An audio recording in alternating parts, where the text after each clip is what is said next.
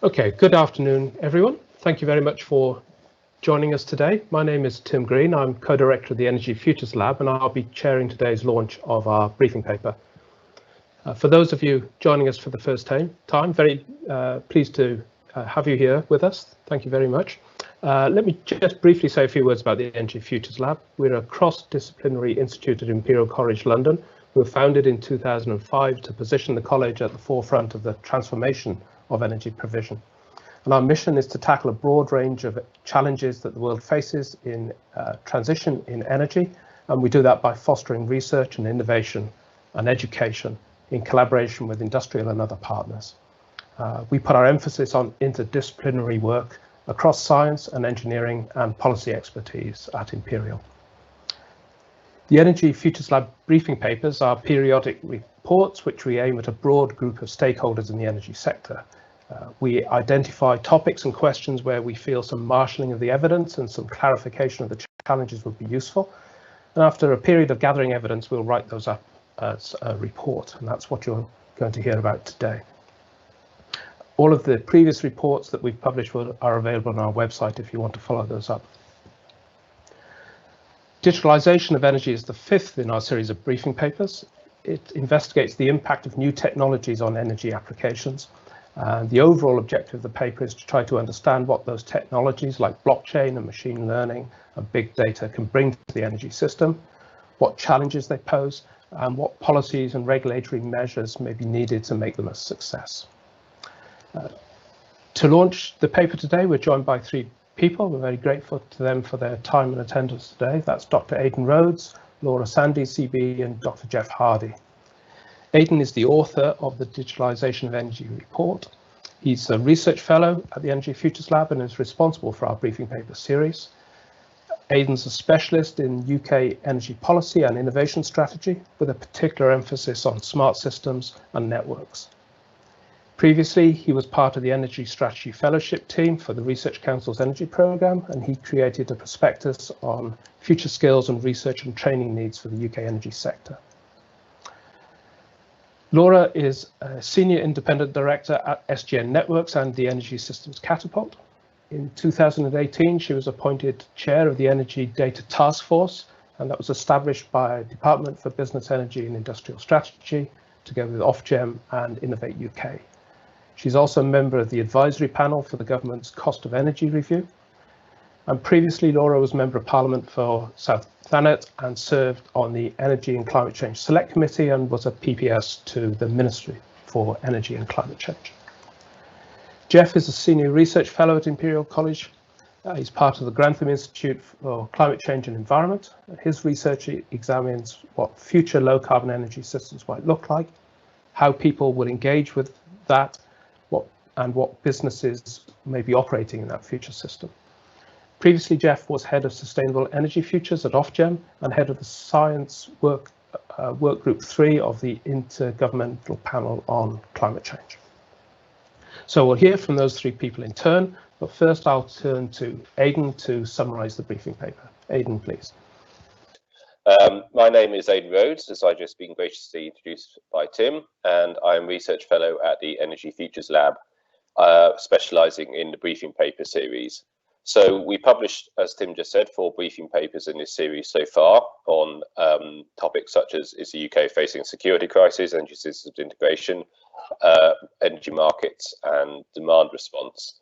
And this is the 5th paper in our series, and digitalisation is an extremely wide, broad and current field. So I guess a little bit of the rationale for why we chose this as our 5th topic. It's an important and timely topic, we think. There's a lot of interest in the energy sector and digitalisation solutions, and an awful lot of solutions going around and being talked about. And there's useful and interesting questions for energy stakeholders. That digitalisation applications can help us to modernise and to decarbonise the energy system in ways that we couldn't, and using methods and techniques that we couldn't before. But they could also lead to unintended consequences, and we'll cover some of those in the briefing paper. So this report was aiming to look at trends in the system for the next 5 years or so, so sort of near future trends. And it's aimed more at energy stakeholders than digital experts. Many digitalization technologies, such as machine learning, AI, blockchain, Internet of Things are kind of more buzzwords for energy stakeholders than fully understood. And this is designed to provide a kind of primer, a bit of clarity to the sector, so energy system stakeholders know what digitalization technologies can provide and crucially what they can't provide. We'll come on to that again in a bit. So just a quick outline, look at some underlying trends in the system, followed by a bit of work on data and AI and their applications, following on to Internet of Things, a bit on blockchain, and then a final discussion and our recommendations and conclusions at the end. So there are several drivers for change within the electricity infrastructure, which leads to a opening for digitalization, digital technologies. There's a rise in inflexible and intermittent generation, that from wind and solar, as well as inflexible generation from nuclear plants, and also an increasing carbon intensity and cost of peak power plants, such as OCGTs and diesel plants required to balance the system in a conventional manner. The transmission distribution networks tend to be relatively elderly network infrastructure, obviously with some substantial reinforcements being built currently. And these are getting more complicated to manage. We're getting a rise of distributed energy generation with consumers and prosumers wishing to feed their distributed energy back into the grid. We're getting a rise in total electricity consumption, and we expect that rise to go dramatically further in the future from electrification of vehicles and heating. And more interconnections with other European countries, connections of offshore wind farms and other things which are making the network more complicated to manage than before. As we're seeing at the moment in the middle of the COVID pandemic, for example, National Grid are beginning to worry that there's too much surplus coming into the grid from wind and solar in order to balance our currently low electricity demand across the country. So there's quite a lot is changing, and it's changing quite quickly. And how can digitalization help? Well, digital technology is also changing very quickly, and here's just a couple of sample diagrams. The first one is the famous Moore's law, which states that the number of transistors on a chip doubles every 2 years on average. So you get an exponential increase in computing power. So that's actually a logarithmic graph. So it's a straight line, but it's actually exponential if you plotted it linearly. And the second graph is global internet traffic. The amount of data the world is producing and sharing is growing more than exponentially every year. And this is from the IEA based on some Cisco calculations. And as you can see, in just 10 years, we went from 54 exabytes of data in total in the world being trafficked to 1.1 zettabytes in 2017. And I suspect even more than that, maybe 2 or 3 zettabytes now in 2020. So digital technologies, data is getting exponentially more powerful, is getting exponentially more integrated into our lives. And I think actually the last few weeks under lockdown, and a lot of us being forced to work from home, and even presentations such as this show how digital technologies are changing the way we work and live, and also how, as we're going to come to, can use energy. So when looking at this paper, I looked at digitalization is not necessarily a system of building blocks quite like this. These areas feed into each other, but I think for clarity's sake, I looked here at 4 sections: big data, including data in the energy system; distributed ledger technology, this is known as blockchain; machine learning and AI; and the Internet of Things, which is more the physical infrastructure, which connects this stuff together. Underneath are some of the enabling technologies you need in order for these technologies to work as well as they could do. 5G networks and mesh networks, enabling distributed Internet of Things devices to connect to their many thousands across very small areas, which wasn't really possible before. And cloud computing, distributed computing in the cloud, as well as its more modern counterparts, fog and edge computing, which aim to make lower the latency of distributed computing by making it closer to the actual target. So this is just some sample applications of digitalization across the system.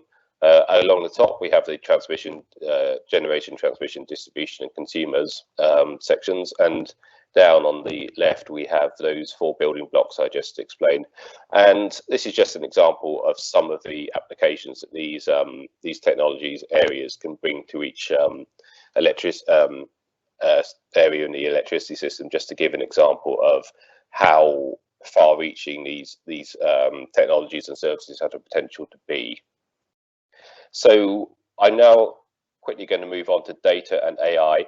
Now, data, there's a much larger section about data in the report, but I've made it relatively short in this presentation as we have Laura with us, who is an expert in the data area in the UK. So access to data is super important for digitalization technologies. It underpins all of these technologies in one way or another. As we found out, and as the Energy Data Task Force has reported, energy system data in the UK, this is the data which you can see on the right-hand side of the networks and the generation and system assets, is often fragmented, siloed, and non-standardized. And this, before we can do too much, the Energy Data Task Force has recommended standardizing and opening this data so we can actually work with it, and people can actually work with it across companies and across sectors. Consumer and supplier data is somewhat more complicated. This is data which can come from smart meters, smart appliances, and other customer specific data sources. And there's obviously privacy and security issues around this data, and these issues need to be taken with the utmost care in order to ensure that customers can still have privacy while making sure that the data can be used in a way which we can use to optimize the system as effectively as possible.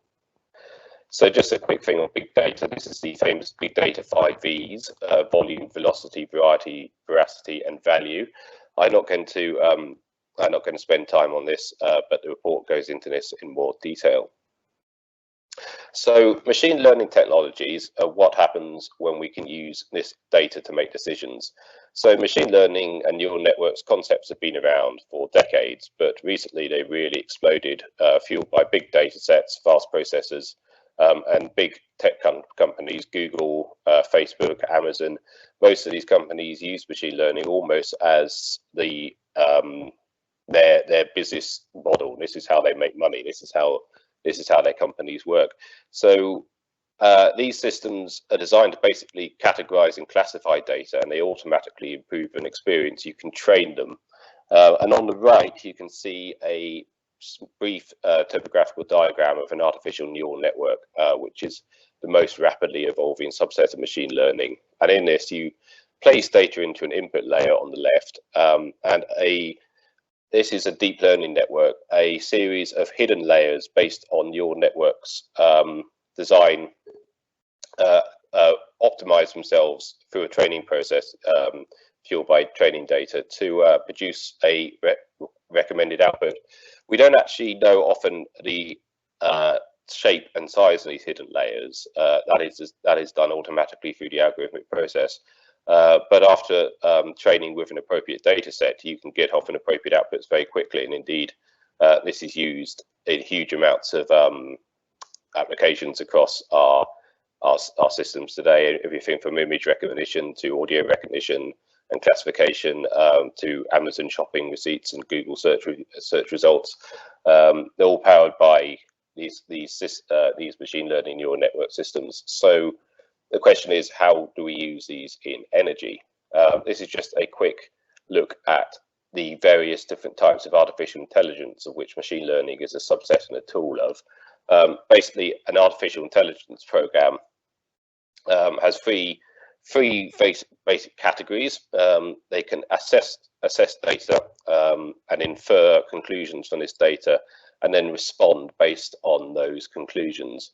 So it can take in speech, image, face, or just general data, and run various inferences, and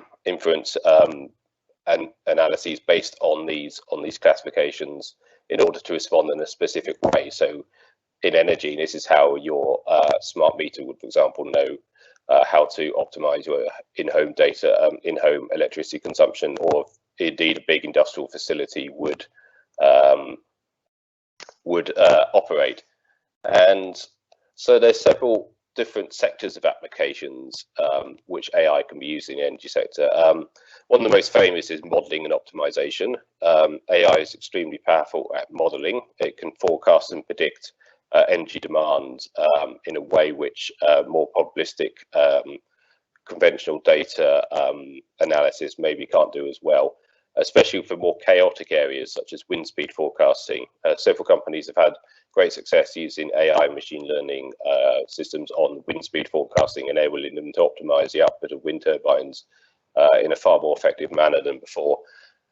The second section is markets and investments. So these are autonomous AI agents used in market interactions and investment models. So this, in the future, you could see an almost sort of automated energy market with agents buying and selling electricity for you autonomously. Maintenance and security is an maybe underutilized at the moment, will become more and more important. AI agents can predict and optimize maintenance schedules, especially for technologies such as large offshore wind farms, where optimizing the maintenance schedule is extremely important to increase optimize its uptime. These are very useful tools, and they can also provide cyber and physical security measures. And finally, customer-facing services. So consumers, prosumers, virtual power plants, bundling, billing, and other services to interact directly with customers and to optimize their energy usage and their tariffs. Just a quick note here on explainable AI. So explainable AI is AI in which the rationale for decisions can be understood by humans. So most current AI models, as I showed with the neural network diagram earlier, built on kind of a black box system where you feed in inputs and you optimize it to get the output. You may not know how the AI is making these decisions. And for critical energy applications, accountability is going to be needed. If you have AI agents which advise you to shut off power plants or to run at a specific capacity and something goes wrong, you need accountability. However, there is a trade-off maybe in capability and security in implementing these systems, and I talk more about this in the report, but it's something to bear in mind as we move these systems from nice to have optimization systems to sort of systems critical for health and welfare. Okay, so the next section is the Internet of Things, and this is the physical background of the of a lot of these technologies. So the Internet of Things is basically, as it says, it's instead of just computers and smartphones and tablets, etc., connected to the internet and used by humans, the Internet of Things would connect almost everything to the internet, from smart meters to smart appliances to robot cars.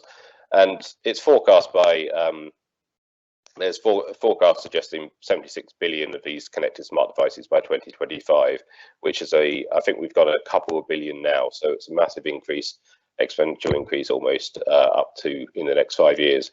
And new technologies are needed in order to enable these. 5G is important in this area as it enables a lot more devices in a specific area to connect to a cell tower than 4G did. So we're talking about a 10 or 15 times increase from 4G to 5G in terms of connected devices to a specific tower in a specific area. Edge computing, which is detailed in the report, is basically cloud computing, distributed computing, but is done on a local scale instead of in a large latency national scale.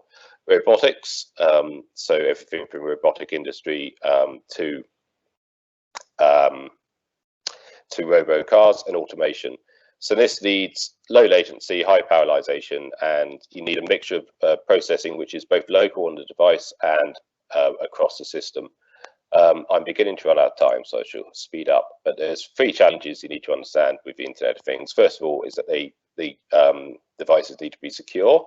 Second, that they need to be connectivity needs to be wide. Bandwidth needs to be wide enough for its function, and there needs to be enough connectivity in an area for it to work successfully. And thirdly, is that Internet of Things devices need to be integrated both with other devices and also with legacy devices. It's not like everyone will be changing out every device in their home or in their factory or in their town at once. So we have to upgrade in place in this area.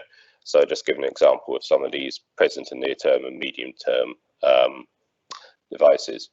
A little bit on cybersecurity. We had a cyber attack on National Grid just yesterday, so this is extremely relevant. Electricity networks have been relatively resilient cyber attack in the past, as they've been mostly analog and not easily accessible. However, with the advent of technologies which are connected to the internet, these consequences become significantly greater.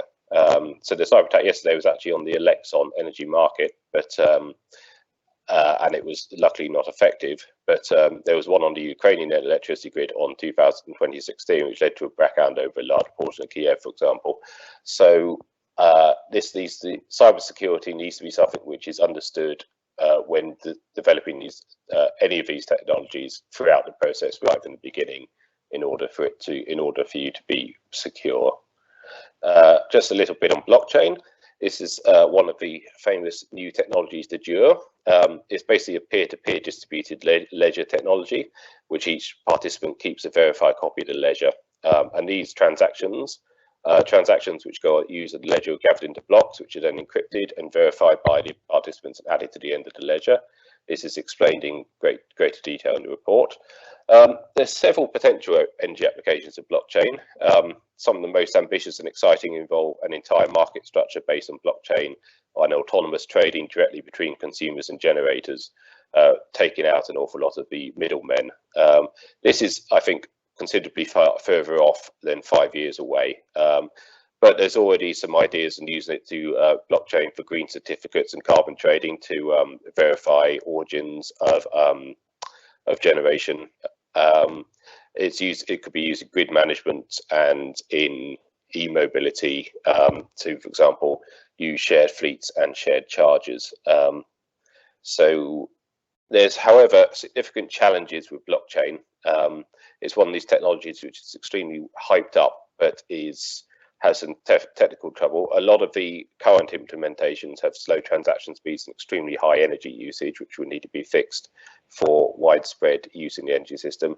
There's a lot of questions around how you'd regulate it, how you would standardize blockchain and distributed ledger systems, and how you would have effective oversight by regulators on a system which is designed to be autonomous or semi-autonomous and distributed. And there's significant consumer acceptance wise. I've taken a graph here from a paper on consumer attitudes to blockchain in the energy system, and as soon as you mention that it powers Bitcoin, consumer attitudes go dramatically downhill. This is a graph on how likely you'd be used to use the system if you knew it had blockchain in it, or blockchain which also powers Bitcoin. So there are significant worries about fraud and theft and trust. So there is significant barriers to cross before we can have a successful large-scale blockchain implementation, I think, in the energy system, especially one which has direct impact interaction with customers. So just a few conclusion and discussion thoughts. So really, digitalization and this discussion and debate is about a difference between incremental improvement or systemic change. So you can have a look. So you can see it as a component-orientated approach, which you can see the idea of implementing these technologies as an incremental modernization process across the system, or you can see it as systemic innovations, where the increasing level and quality of communications allows the grid to be seen as almost a holistic new system, like a 4G or 5G network, which enables radical new uses and technologies which we can't really envisage or understand how they would work at this particular point in time. And this is important for when you look at policy and regulation in this area. A few more key points. Decarbonisation, digitalisation are intrinsically linked. Different pathways to decarbonising the energy system, whether you go for a centralised pathway with centralised large renewable plants, for example, or a more distributed one across which uses a huge amount of distributed energy resources localised. Both of these require different implementations of digital technologies. And I think it's important to understand what digital technologies can do and what they can't do. So understand both their power and also their limitations. For example, the limitations with blockchain or limitations with explainable AI. These are important to use them properly. Regulatory measures should be open and flexible as easily as possible. We need to be able to trial new concepts, technologies and models, and we shouldn't necessarily need to be want to be held back by stringent regulatory measures. where possible, obviously the security and safety of the system is paramount. And most of these technologies rely on consumer consent, acceptance and active interaction. So demonstration projects that interact with real customers where possible are absolutely essential to understand how the customers use the system and if they're happy with these technologies and how they work. And I think just a question at the end, what are the major decision points that will set us on a particular path of these digital technologies? Where are the major points, where are the major decision points that regulators, policymakers, industry will need to make in order to go on a particular path along using these technologies, or when do we need to make them? And just, I think, 5 areas to understand to sum up. I think if you work in this area and you're interested in these technologies, how to use them, you need to make sure you understand the technology, understand how it works, understand what it can and can't do, as I said, understand the consumer, how the consumer works, because an awful lot of these technologies require far more direct interaction with consumers than the current energy system, especially domestic consumers, than the current energy system currently has. Understand how data works, understand how to collect data, and understand data privacy, including data privacy regulations such as GDPR. Understand what you can use it for, what you can't use it for. Understand automation, what you can automate, what you're happy automating, crucially, what you're happy not automating, what are system critical and accountable actions that you need to take, and what are actions which are more appropriate for automation. And finally, understand cybersecurity. It's really at the heart of digital technologies. Malicious and even non-malicious actions can cause significant damage, certainly have the potential to cause significant damage. And cybersecurity really needs to be baked into the bottom of everything we do in the digital realm and energy. And I believe that is it for me. So thank you very much for listening. Indeed, and thank you very much indeed, Aidan. Can I just make a couple of quick remarks before we move on? Beginning to see some questions coming in through the Q&A chat window, which should be on the right-hand side of your screen. If not, you can probably activate it from that floating toolbar in the lower half of the screen. And one of the questions I've seen is around whether the materials are available. We'll give you links at the end of the session to how you get the full copy of the report. You can see a picture on your screen now, I believe, of what the report would have looked like had we produced printed versions. We'll be making the PDF available at the end of the session. So Aidan referred to Laura's expertise in the field of data for energy systems, and so let's turn now to Laura and hear from her. Okay, hello everybody, and thank you so much, and it's great to be reunited with Aidan and Jeff, because in some ways the Energy System Data Task Force was a little bit stimulated by some reports that we did together on reshaping regulation. And I worked very closely with the Energy Systems Catapult did the task force with a whole load of stakeholders, and were really fantastic in developing the recommendations. So if we look, and in many ways this is a different representation of Aidan's point about how complex and how changing the whole system is becoming. And in many ways, if we're really going to be able to sort of unbundle or integrate things like EVs, like hydrogen storage, different forms of generation, delivering mobility, delivering, heat and electricity blended, and all the other, in many ways, exciting things that are happening to the energy system. We're only going to be able to do that if we manage it through effective data and digitalization of the system. But currently, on one level, we're really working in blind man's bluff territory. And if you talk to people in the energy sector, they would say that they have a view of, to be frank, when we start to look at networks, when we start to look at even generation and distributed assets, there isn't really the visibility that's needed. So we've come up with some key recommendations in the task force, and I'm absolutely thrilled that both Ofgem and BEIS have absolutely engaged on all of this and have been real drivers of the modern digitalized system that we need. And as Aidan says, we're not going to be able to unlock, in many ways, a lot of the benefits without it. So there were two key objectives. One was filling in the gaps, and the second was maximizing the value. Now, I think it's a technical term in the energy sector, but our data is on the whole something called rubbish, right? And rubbish is not, you know, a derogatory term, but we've never had to, in many ways, have data-rich systems. And as Aidan said, it's an analog system at the moment. So we need to digitalize the system as a whole. And that was really looking at the gaps, so filling in the gaps, new data needs, continuous improvement within the sector, and digitalization strategies. And these three key blocks, actually, Ofgem have been really driving hard on this, and I'm sure people in the network sector will have seen that in RIIO2 they will be expected to do digitalization strategies. But one thing in the gaps that I haven't put here, which I think is absolutely crucial, and that is a skills gap. And I really do think the energy sector is going to have to be very exciting to attract the right sort of skills, expertise, and future-facing digitalization strategies.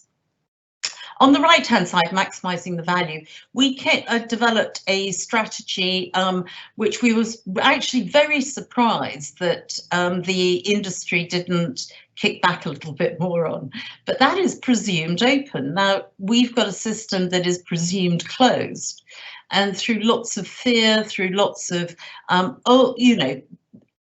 traditional ways of managing the system, my data is my data. But in a system, we've got to open that. So our recommendations were that not just that data needed to be open, but it did need to be discoverable, searchable, and understandable. We're looking at structures and interfaces and standards that Aidan totally discussed, but it also needed to be secure and resilient. And we hope that we've created a triage process that actually allows you in the energy sector to maintain as much openness as possible while triaging against security, commercial, privacy, and consumer detriment. And there are three key building blocks that we felt government or the regulator had to develop rather than it being commercial. And one was the data catalogue. There needs to be an asset registration strategy and a digital system map. And very quickly, these are already in progress, and it's very exciting actually how quickly both Ofgem and BEIS are moving to actually drive these forward.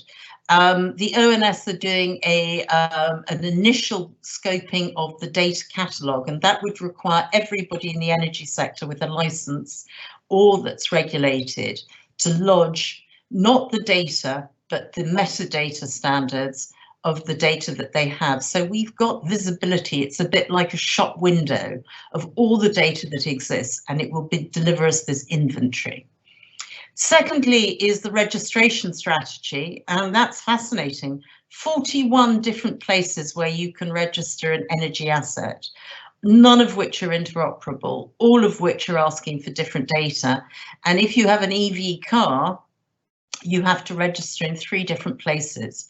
Now that's neither consumer friendly, nor is it interoperable. And with our very, very complex system design going forward, that is not going to be feasible or in many ways practical.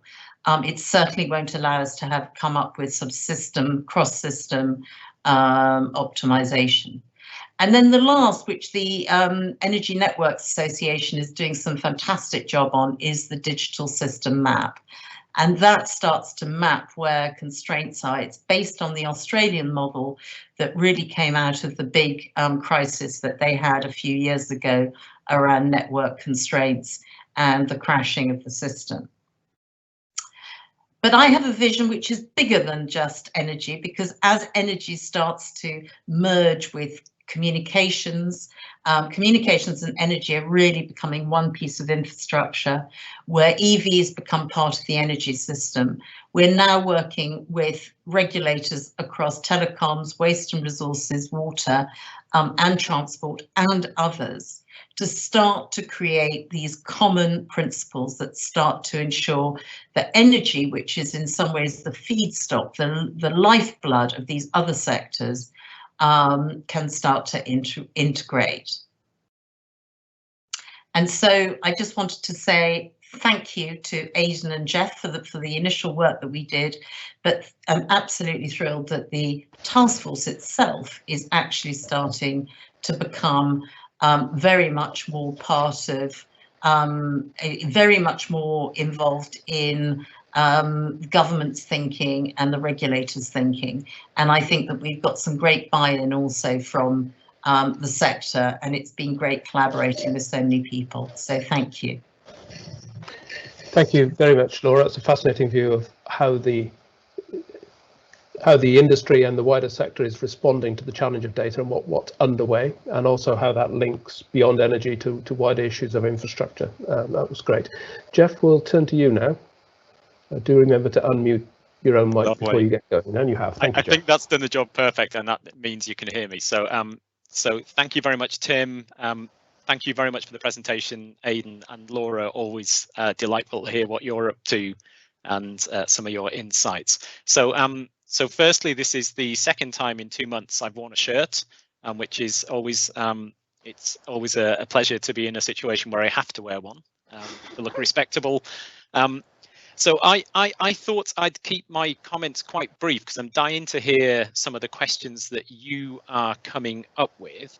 So I'm going to just mention 3 things really. So the first one sort of builds on what Aidan said at the end of his presentation. And my question is digitalization of energy incremental, or is it disruptive innovation? Is it something that's going to fundamentally change permanently our relationship with energy as consumers and the way in which the system works? So on one hand, an incremental would be basically engineering gains, economic gains, and all of that kind of thing. Whereas what I mean, I think, in this space by disruptive innovation is, does it completely change the way in which we buy energy as a consumer? Do we buy energy in the future in this kind of digitalized world as services, for example? Instead of buying kilowatt hours, we buy warmth or mobility or entertainment or whatever it might be. So that's just an open question. I'd love to hear the audience's thoughts on that as well. My second point relates to work that we're doing in the Energy Revolution Research Consortium that Tim's also involved in.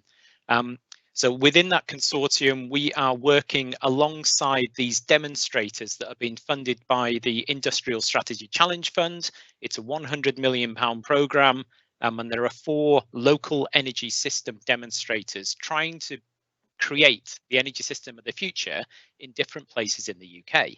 Now, in my bit of the Energy Revolution Research Consortium, which is a research consortium with the honour of studying and working with those demonstrators, we're looking at the governance of these future smart local energy systems. And we've just finished, but not quite published, a report on digital energy platforms. So these are platforms in energy enabled by digitalization. They rely on the data, they rely on these assets, they rely on all sorts of things to do new things in the system.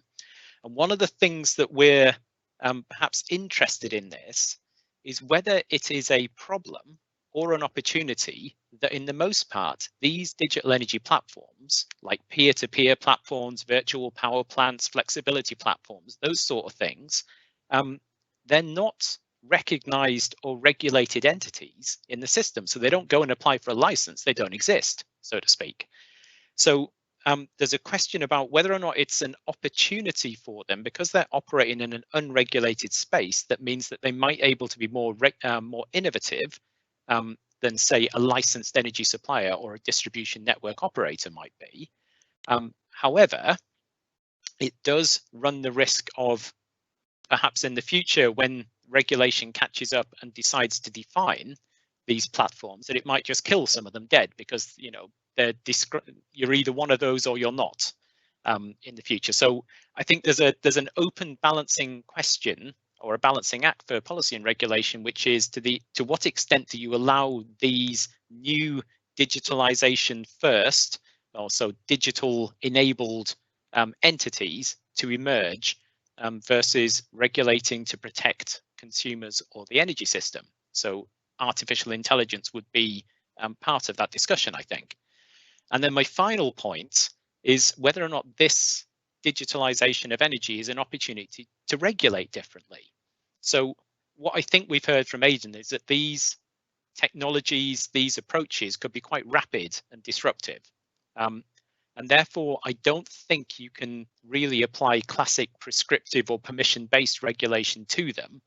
So therefore, we need to consider approaches that have emerged in other sectors, like in transport or in accommodation with things like Uber and Airbnb, where you're thinking about more agile or principles-based or anticipatory-based regulation. And what that really means in the most part is allowing these innovators to move at the speed of the fastest rather than prescriptive regulation, which tends to slow everyone down to the pace of the slowest in that instance. But if you allow that kind of freedom, it might come at a price. So if the regulator is going to allow this innovation to happen rapidly, they might want to hold in their other hand a very large hammer to bring down on bad behavior or consumer harm and that kind of thing. So I think there's a real opportunity here to show what the future might be. And I think particularly these projects through the Prospering from the Energy Revolution Challenge can really show the way of what that might mean for energy. So I think we do, as Aidan says, need to have much more real world testing with real consumers in real energy systems to find out more about these. So I'm going to stop there because I'm dying to get onto your questions.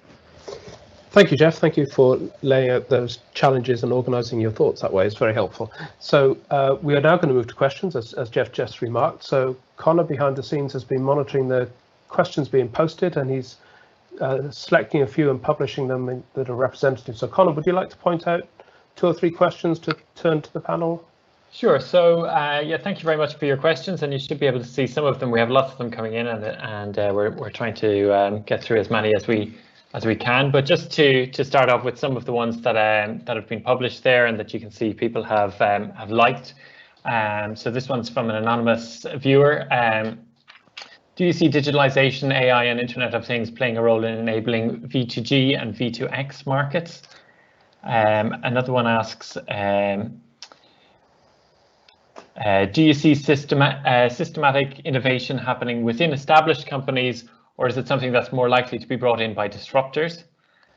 And someone else asks, can you expand around what kind of blockchains are currently used or considered in the energy system? Is anything like Ethereum protocol considered? Great, thank you for those. Let's run around the panel quickly. You don't have to answer every point, so long as across the panel we cover them all. Let's go in the original order. Aidan, what would you like to pick up on? So yes, I do think that AI, machine learning, data technologies are going to be important for V2G and V2X systems.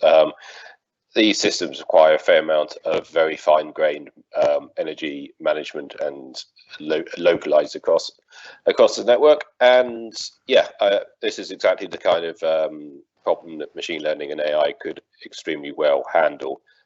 Once again, with a caveat that as things could go wrong with V2G systems, you need to ensure that the systems you got in place, the technology you got in place, are robust.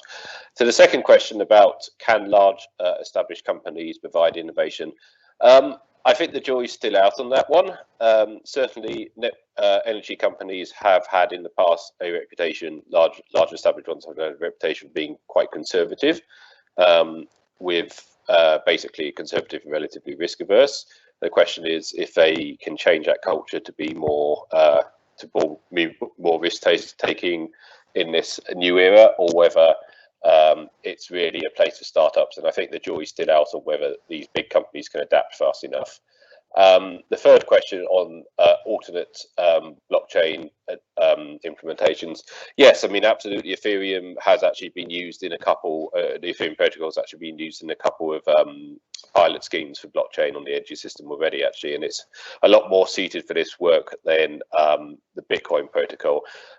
There's also another, the report goes into this bit more detail, there's also another type of a blockchain protocol called a proof of authority protocol, proof of authority system, which instead of using the sort of energy intensive mining systems of Bitcoin and Ethereum, uses a more centralized system where a centralized authority can validate the transactions.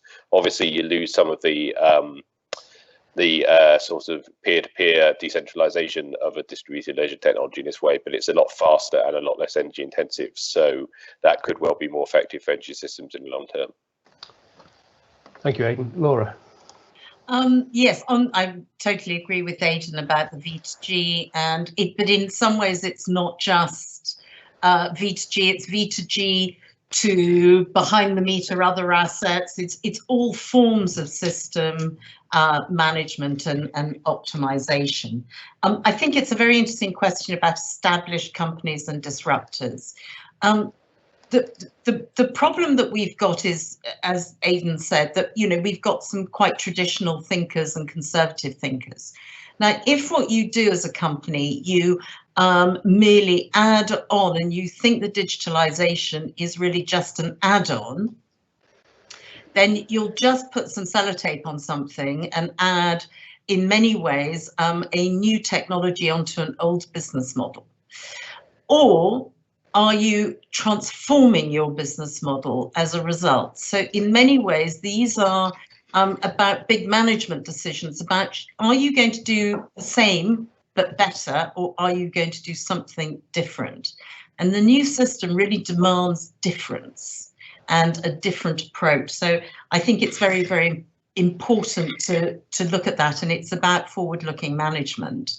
And then looking at digitalization as a mechanism to get there. There was also a little comment about legacy data. One of the things that we were very clear about in the task force was that if we asked for all legacy data to be cleaned up and beautiful and shiny, we were going to spend 20 years waiting for all of that to happen. And our data catalogue is actually a way of putting out rubbish data, bad data, incomplete data, and not worrying about it. It doesn't matter. We all know that it's there and everybody's got it. But that actually then allows for people to work out which data set is the data set that's actually of value. There's no point in us going back over lots of data sets and getting them beautiful if they're not of use. And then I think the last point was about blockchain. I think it's not really about blockchain, it's what application is the most appropriate for the system and for the function that you require, whether that be blockchain or other things. I think Aidan's a bit right, it's become a bit of a fashion issue, but we'll see. Great, thank you. Jeff. Lovely. So I'm going to stand on the shoulders of giants and just make a couple of additional comments. So on the first one, which is really around artificial intelligence, Internet of Things, I think that the point I want to make is simply that the future sounds like it might involve a lot more automation of stuff in homes and in lives and in business and in that kind of thing. And it's getting comfortable with that idea of ceding authority to a third party to run things on your behalf. That's the thing that's going to be really important there, and that trust that they're doing the right thing by you. So I think that's very important. On the incumbents versus disruptive, I'm going to be a bit cruder and say, well, it depends if we're talking about incremental or disruptive innovation. And I think it's likely to be disruptors from outside the industry that are going to lead on disruptive innovation. But the industry is very good at incremental innovation, getting better, more efficient at that kind of thing. So it depends on what we're going to have. And part of that depends on what's allowed by the regulatory framework, by the rules of the system and so forth. So actually, you might not be able to have any disruptive innovation if it's simply not allowed for someone to do that sort of thing. And then finally, on the on the blockchain one, I just wanted to raise one little point. So there's been quite a few peer-to-peer energy trials on blockchain. And one thing they found, which is quite interesting, is that data protection rules, so GDPR rules, become a slight problem because blockchain creates an immutable record. But GDPR says you must have the right to withdraw your records from the public arena. So you have that sort of issue. So it means you can't have a public blockchain for things like peer-to-peer energy, because otherwise that record would never, ever be deletable. So you end up with all sorts of funny things like having the record of the person off the blockchain, completely negating the point of having a blockchain in the first place. So just a couple of observations there. Thank you very much, Jeff. Connor, would you like to select another clutch of questions, please? I'm conscious we are running tight of time because we had a few glitches. I'm proposing we will just run on a little bit for those who are able to stay with us. And if members of the panel in particular aren't able to, then don't be embarrassed by that. It's our fault. We're slightly overrunning. Connor.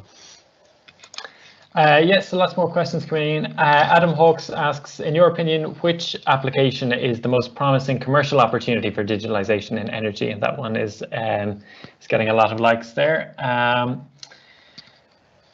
Another one,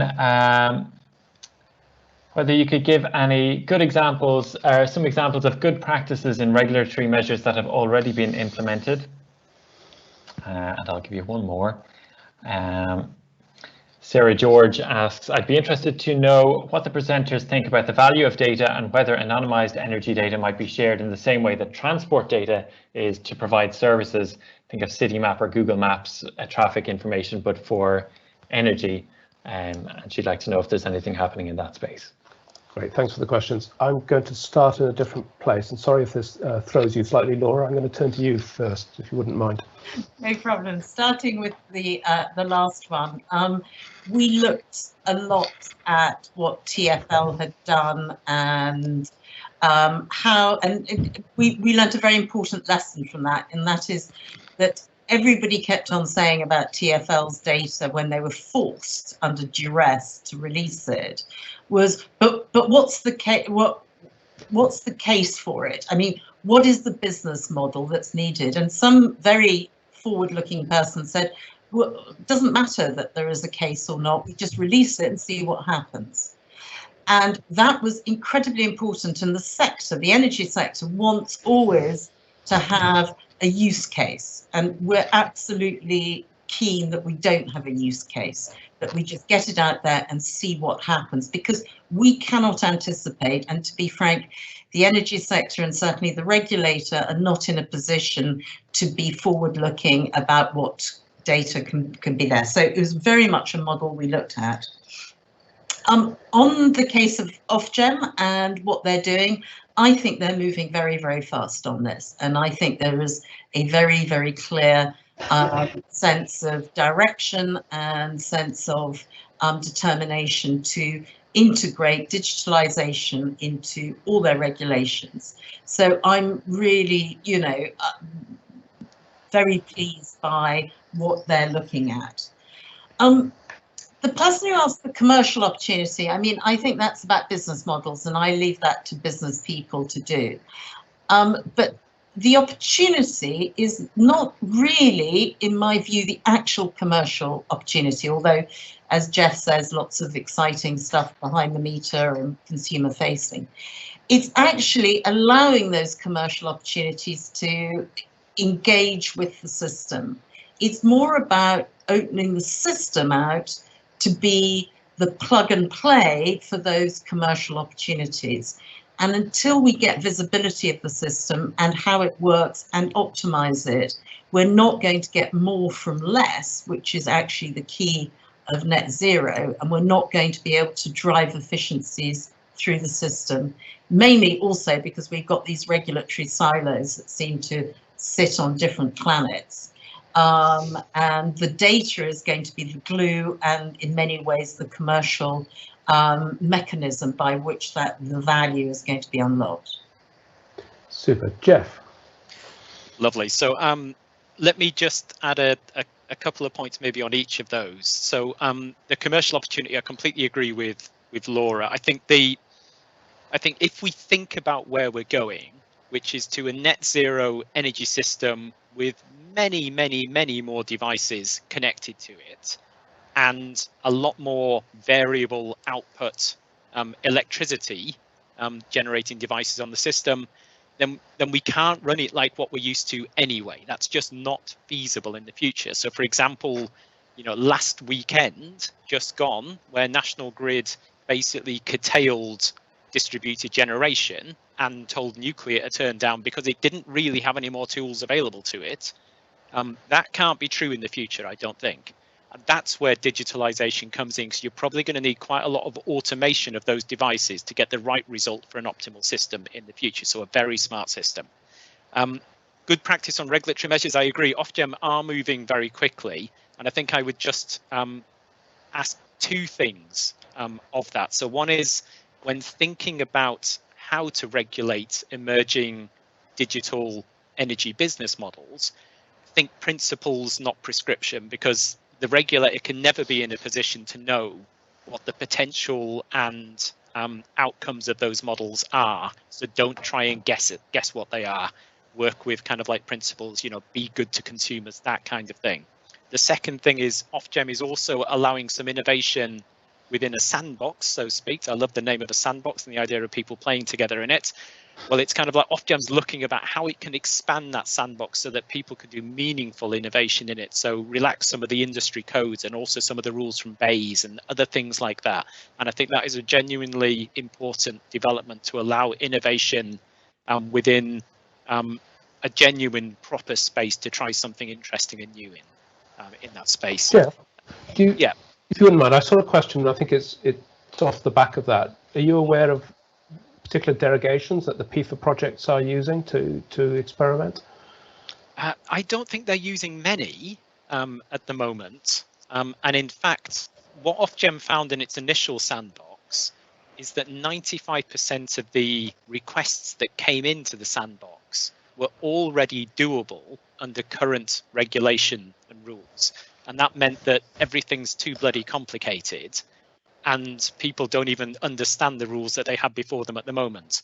So it was tended to be, so it tends to be more that it's necessarily very complicated regulation, and it's maybe we cannot have that level of complexity for businesses to operate in the future.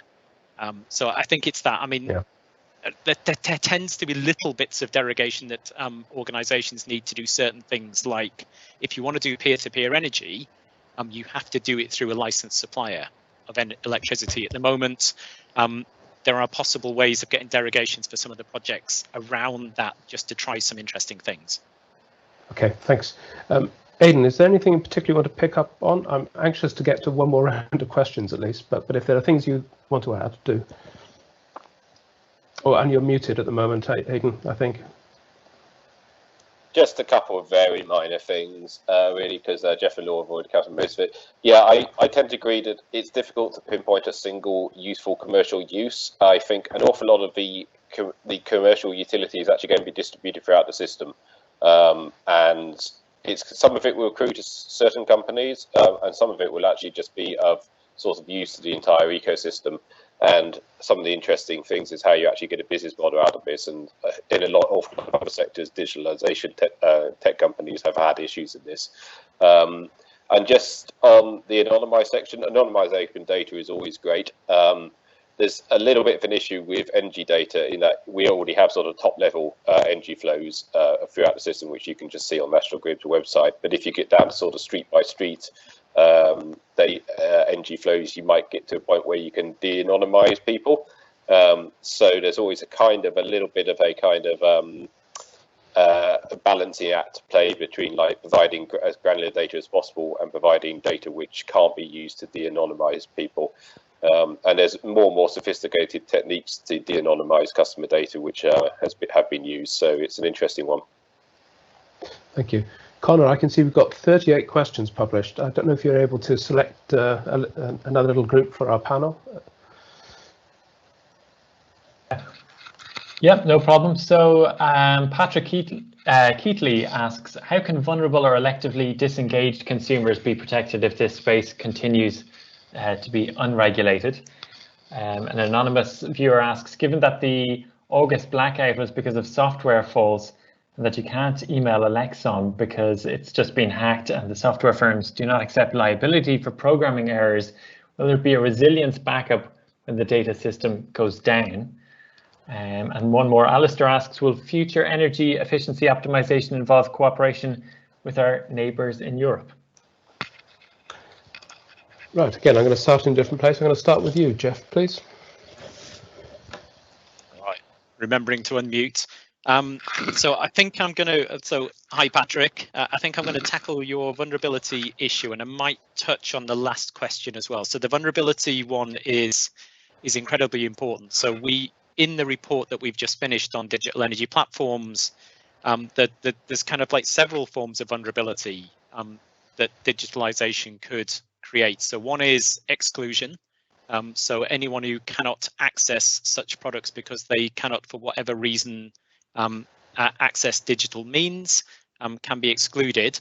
There are also models that could come around that could be deliberately planned to make certain segments or target certain vulnerable segments, for example, and then lock them in because those platforms may not be interoperable or switchable out of.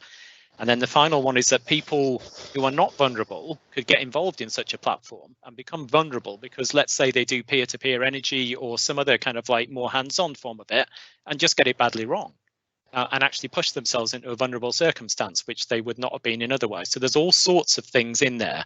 I think the first ones where people could be excluded, that is where there will be quite a lot of thinking, I suspect, from the regulator about how that is managed. So either that they have to be, let's say, a new proposition, a new company has to offer means by which everyone can be involved in one form or another, and they're not allowed to exclude on the ability of means or whatever it is, and so forth. So I think that is going to be a really live area for regulation.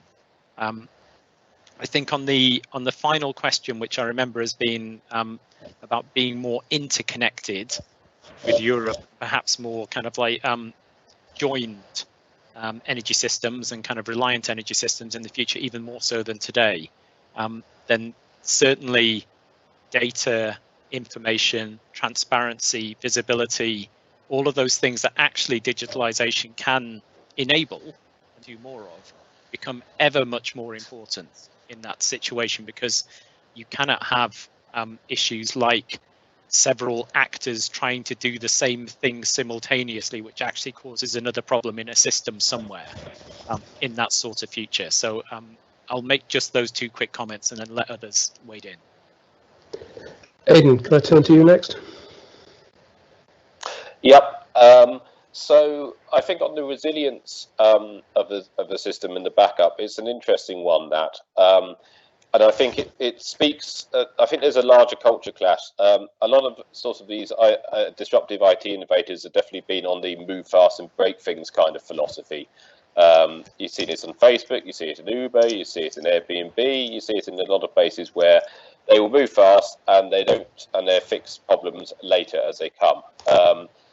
And the electricity system is incredibly conservative, and rightfully so, because its mission is completely critical to life and welfare. And if you don't have electricity for a few hours, people get in really bad states. And there is a reason why these systems are conservative. And I think if we do want to see database systems and more advanced digitalization technologies, there needs to be a recognition that these solutions need to be basically 100% reliable, and they need to be efficient, decent backups. Like, we couldn't have an electricity system with even the outage of a normal mobile phone network, for example. It would be unacceptable to consumers and actually dangerous as well. So yes, there needs to be a bit of a cultural change, and it needs to make sure there's resilience there. Just on the interest of time, we're going to pass on to Laura, I think. Thank you, Aidan. Oh, Laura, we've got a problem with your microphone or muting again. I'm fine. totally agree with Jeff. I mean, but one of the things that's fascinating about COVID is that actually we are delivering healthcare via the internet, etc., etc. And I think, and I'm pushing for it actually, that broadband access or Wi-Fi access becomes an essential service.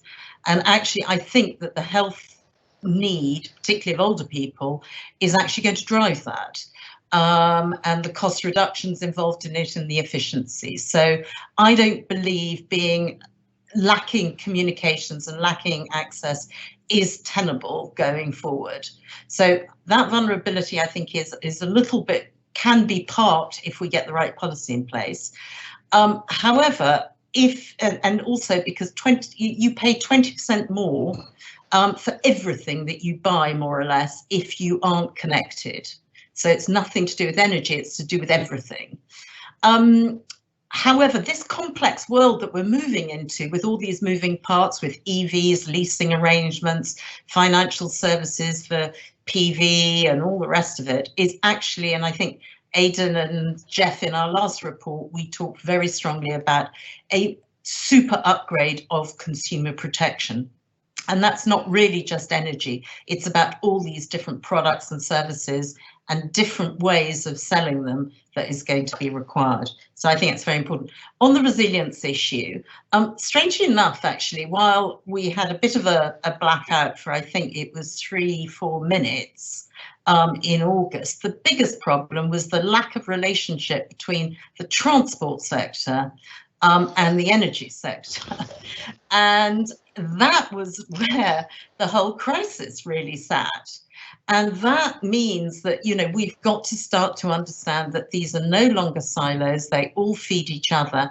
And the systems of systems is what needs to be sharing data and resilient. And actually, I think it was actually a security measure that was put in place in the train that didn't allow the driver to turn the train on because in case he'd been kidnapped. So we've got all these different systems, and we as a sector, I think, have to get out a lot more and see a lot more people from a lot more sectors and be less inward looking. Yes, thank you for that. It was interesting, wasn't it, that half the trains that were of the fleet that were badly affected had a software rollout trying to fix a different problem that had emerged in similar trains in Germany, and the sort of law of unintended consequences applied. But at the bottom of that was a poor communication between what to expect in a disturbance in an electricity system in the UK against how the trains were specified. So the system of systems caught us out. And then the particular issue, I think the question asked about sort of software and accountability, the particular issues at Hornsey Wind Farm were a control system problem. Is there accountability? Well, in the end, the Ofgem in effect fined the operators of those farms for not complying with grid codes, for not riding through the original event and being available afterwards. So whether the software engineers were accountable for their control system or just the company for the overall performance of the system, there was some accountability at least. Anyway, I'm not meant to be part of the panel and I started talking. That's poor of me. We started the Q&A session about 15 minutes behind the schedule we put out, and we're now about 15 minutes, not quite 10 minutes and a bit past the end time. So I think it's a sensible place to draw things to a conclusion. There are considerably more questions available in the Q&A window. Connor will capture those. We'll see if Aidan might be able to respond or fetch answers to some of those and publish them in a blog or some mechanism. You will have seen, or you will shortly see, an email that was sent if you registered for the event where you have a link for the download of the report PDF. And I think it will have gone into the chat window as well, if that's a quicker way for you to get to it. So I hope those of you who are asking, are materials available, that satisfies you. So thank you, Aidan, for presenting the report. Thank you very much to Laura and to Jeff for giving an additional perspective and being there and able to respond to quite a wide range of questions. Thank you to everyone in our audience for pitching in questions and for paying attention and making this actually really quite a successful and exciting online event. We're all learning new ways to work, aren't we? And some of those will be sticky. And as someone remarked in the questions we didn't get to, how many of these new habits will be sticky and affect the way we consume and consume energy and interact with our energy system going into the future. So thank you all very much for your kind attention. Thank you to those behind the teams who put the event together, and thank you to our panel. I'll invite you to give some sort of virtual round of applause. If we'd been in a room together, I'm assuming the applause would have been loud and warm and gone on for a long time. So thank you very much.